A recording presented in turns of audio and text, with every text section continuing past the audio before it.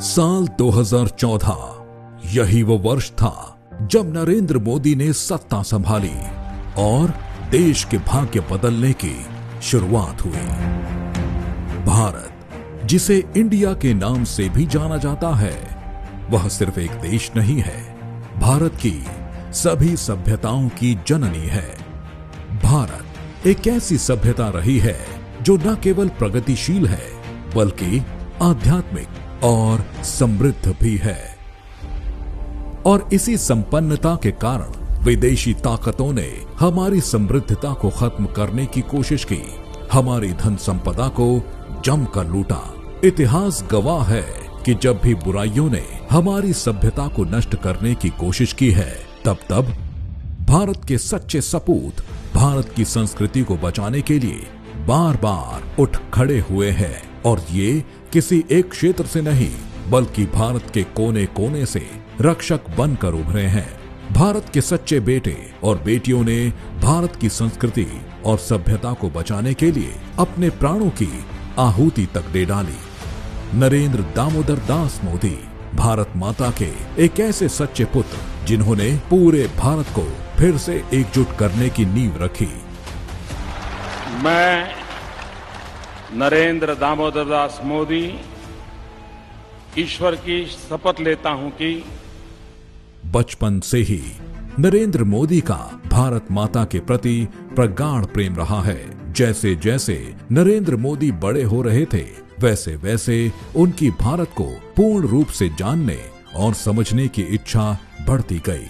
इसी कारण उन्होंने पूरे भारत का भ्रमण किया और महसूस किया कि इस देश को दो चीजों की बहुत जरूरत है, एक स्वच्छता और दूसरा गरीबी से छुटकारा।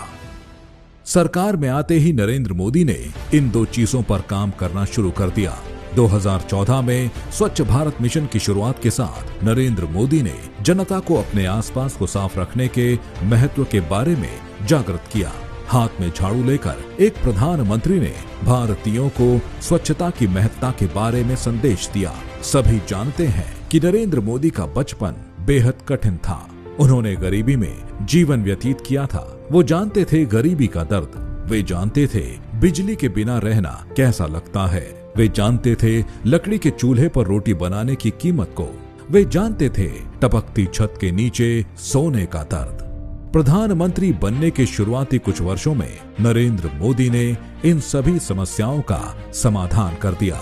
उन्होंने प्रधानमंत्री आवास योजना शुरू की, जिससे गरीबों को पक्के मकान मिले, बिजली मिली तो जिंदगी से अंधेरा दूर हुआ, रसोई गैस मिली तो धुएं से आजादी मिली, घर घर स्वच्छ जल और मुफ्त चिकित्सा ने गरीबों की जिंदगी को आसान कर दिया।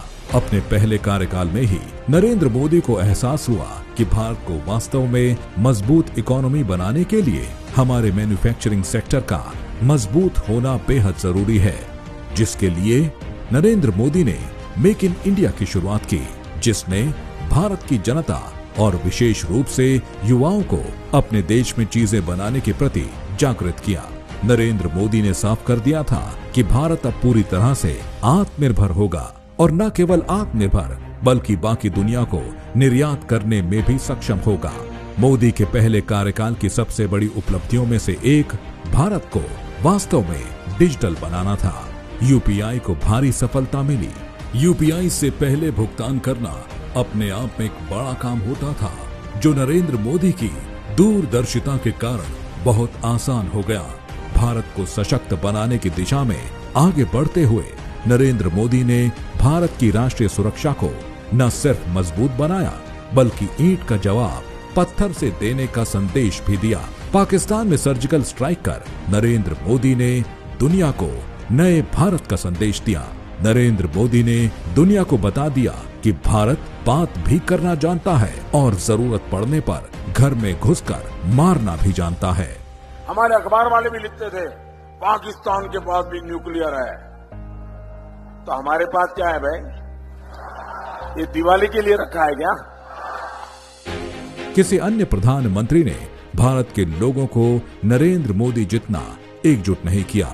भारत की जनता ने मोदी पर भरोसा किया और उन्हें 2019 में पहले से भी अधिक प्रचंड बहुमत के साथ दोबारा प्रधानमंत्री चुना। नरेंद्र मोदी पर जनता ने जो भरोसा दिखाया, वो उस भरोसे पर खरे भी उतरे। उन्होंने एक एक करके अपने किए सभी वादों को पूरा किया। कश्मीर को भारत से अलग करने वाले आर्टिकल 370 को हटाने का जो वादा नरेंद्र मोदी ने किया था, उसे उन्होंने पूरा कर कश्मीर को फिर से भारत के साथ जोड़कर भारत को फिर से एकजुट करने का काम किया। नरेंद्र मोदी यही नहीं रुके, वे आगे बढ़े और ऐसा कार्य किया जो न केवल उनका वादा था, बल्कि सभी भारतीयों की गहरी आस्था से जुड़ा था।